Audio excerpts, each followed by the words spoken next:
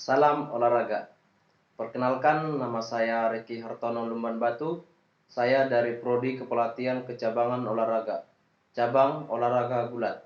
Di sini saya akan mempresentasikan proses pembentukan dan transfer energi. Pengertian dan jenis energi.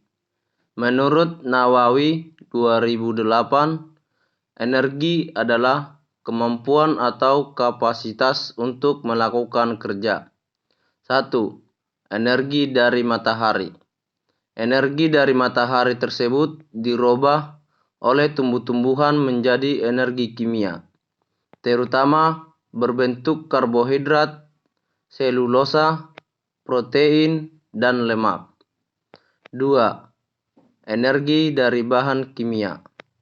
Energi dapat terbentuk dari bahan kimia, peristiwa mekanik, panas, cahaya, listrik, dan nuklir. 3. Proses transformasi. Misalnya, energi kimia dapat diubah menjadi energi mekanik yang akan menghasilkan gerak. Energi nuklir dapat menyebabkan munculnya energi listrik, dan lain sebagainya. Selanjutnya, pembentukan energi dalam tubuh. Energi diambil dari pemecahan bahan kimia di dalam otot, yaitu ATP. Bahan makanan yang dimakan tidak secara langsung dapat untuk digunakan sebagai energi. Lebih ditekankan lagi bahwa sebenarnya energi pada pemecahan bahan makanan tidak dapat langsung digunakan, tetapi energi pada bahan makanan tersebut harus diubah menjadi kimia yang berbentuk ATP. Di dalam tubuh, ATP dipecah menjadi ADP dan Pi atau fosfat inorganik. Putusnya ikatan fosfat berenergi tinggi tersebut menghasilkan energi sebesar 8-12 kilokalori. Energi inilah yang akan digunakan untuk kerja semua sel dalam tubuh kita untuk menjalankan tugasnya masing-masing.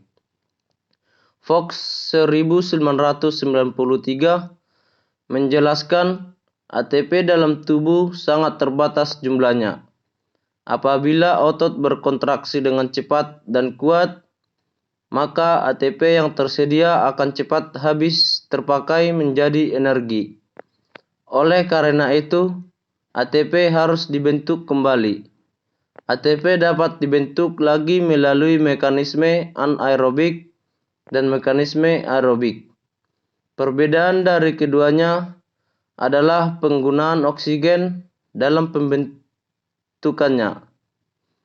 Mekanisme anaerobik tidak memerlukan oksigen dalam proses pembentukan ATP, sedangkan aerobik memerlukan bantuan oksigen.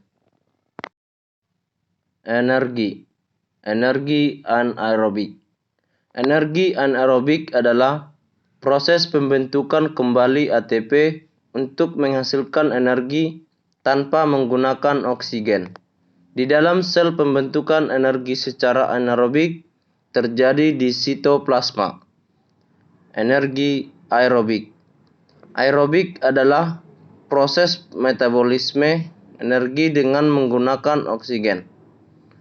Sistem aerobik ini utamanya menggunakan glukosa yang merupakan pemecahan karbohidrat sebagai sumber utama. Namun, apabila glukosa tubuh sudah habis, maka akan digunakan lemak sebagai sumber pembentukan ATP. Bahkan di saat tertentu, tubuh dapat menggunakan protein sebagai sumber energi. Energi anaerobik. Proses pembentukan secara anaerobik hanya akan membentuk atau menghasilkan sejumlah energi dan hanya cukup untuk membentuk beberapa molekul ATP saja. ATP yang dibentuk tersebut hanya cukup untuk melakukan aktivitas dalam beberapa detik saja. Setelah itu, kebutuhan ATP dibentuk dalam proses aerobik. Secara anaerobik, ATP dihasilkan dengan dua sistem, yaitu sistem ATP-PC dan glikolisis anaerobik atau sistem asam laktat. 1. Sistem ATP-PC. Sistem ATP-PC disebut juga sebagai aerobik alaktik karena prosesnya tanpa menghasilkan asam laktat. Sistem energi ATP-PC merupakan sistem penyediaan energi yang paling cepat dan banyak digunakan pada cabang olahraga yang memerlukan kecepatan. Sistem glikolisis anaerobik. Glikolisis anaerobik adalah pemecahan glukosa tanpa menggunakan oksigen. Glikolisis anaerobik tersebut disebut juga sebagai sistem asam laktat karena dari proses pemecahan glukosa tersebut akan menghasilkan asam laktat. Semakin banyak pemakaian sistem energi ini, maka semakin banyak terbentuknya asam laktat. Namun, ketika mengurangi intensitas kerja dan tubuh mulai mendapatkan oksigen, maka sistem energi akan berpindah ke sistem energi aerobik. Energi aerobik. Sistem aerobik ini utamanya menggunakan glukosa yang merupakan pemecahan karbohidrat sebagai sumber utama. Namun, apabila glukosa tubuh sudah habis, maka akan digunakan lemak sebagai sumber pembentukan ATP. Bahkan di saat tertentu, tubuh dapat menggunakan protein sebagai sumber energi. Penggunaan protein hanya digunakan saat tertentu dan mendesak. Ketika kelaparan, karbohidrat menurun, dan lemak tidak dapat bertahan, maka katabolisme protein untuk menghasilkan energi akan terjadi. Energi aerobik dapat digunakan untuk menyediakan ATP bila oksigen dalam otot mencukupi dan kerja otot tidak berlangsung cepat dan bertahan lama.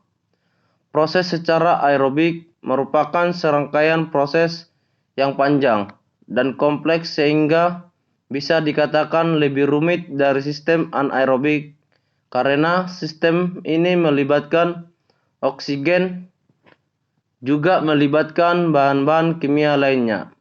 Akan tetapi mampu menghasilkan energi dalam jumlah yang besar.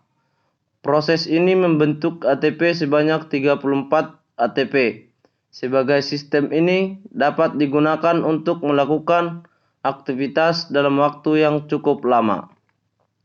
Mekanisme sistem aerobik dari gambar dapat dilihat bahwa dari glikolisis anaerobik dibentuk 2 ATP dan sistem aerobik atau siklus Krebs dan sistem transport elektron menghasilkan 34 ATP sehingga total ATP bisa dibentuk kembali dari sistem anaerobik dan aerobik adalah 34 sampai 36 ATP. Jadi sebenarnya tubuh akan lebih efisien menggunakan sistem aerobik daripada sistem anaerobik karena di samping mampu menghasilkan energi lebih besar, sehingga bisa membentuk ATP lebih banyak. Juga tidak terjadinya akumulasi asam laktat yang dapat menyebabkan kelelahan. Akan tetapi, sistem aerobik akan terpakai pada intensitas kerja yang rendah dan dalam waktu yang lama. Sebaliknya, apabila intensitas kerja meningkat, terutama aktivitas yang dilakukan dengan cepat dan kuat, maka sistem energi akan berubah memakai sistem glikolisis anaerobik. Sebagai efeknya akan terjadi penumpukan asam laktat. Karena itu, pada intensitas kerja yang tinggi, tubuh akan cepat mengalami kelelahan dibanding dengan intensitas kerja yang rendah. Berikutnya, predominan sistem energi dalam olahraga. Istilah predominan sistem energi ini dipakai sehubungan dengan pemakaian energi selama olahraga atau latihan. Fox menjelaskan dalam beberapa cabang olahraga, energi anaerobik dan aerobik sama-sama digunakan untuk membentuk ATP. Namun terjadi perbedaan persentase atau disebut dengan predominan sistem energi. Olahraga yang predominan energi anaerobik berarti olahraga tersebut lebih dominan menggunakan sistem energi anaerobik. Biasanya olahraga anaerobik memiliki ciri intensitas olahraga tinggi, frekuensi pergerakan cepat. Sistem energi predominan terdapat antara lain. Pertama, sistem ATP. Waktu kegiatannya 0 sampai 4 detik. Bentuk kegiatannya berupa kekuatan dan power. Jenis kegiatan pada cabang olahraganya berupa lompat tinggi, servis tenis, dan sebagainya. Kedua, sistem ATP PC. Waktu kegiatannya 0 sampai 10 detik. Bentuk kegiatannya berupa power. Jenis kegiatan pada cabang olahraganya berupa lari sprint dan sebagainya. Ketiga, sistem ATP PC dan asam laktat. Waktu kegiatannya 0 sampai 1,5 menit. Bentuk kegiatannya berupa anaerobik power.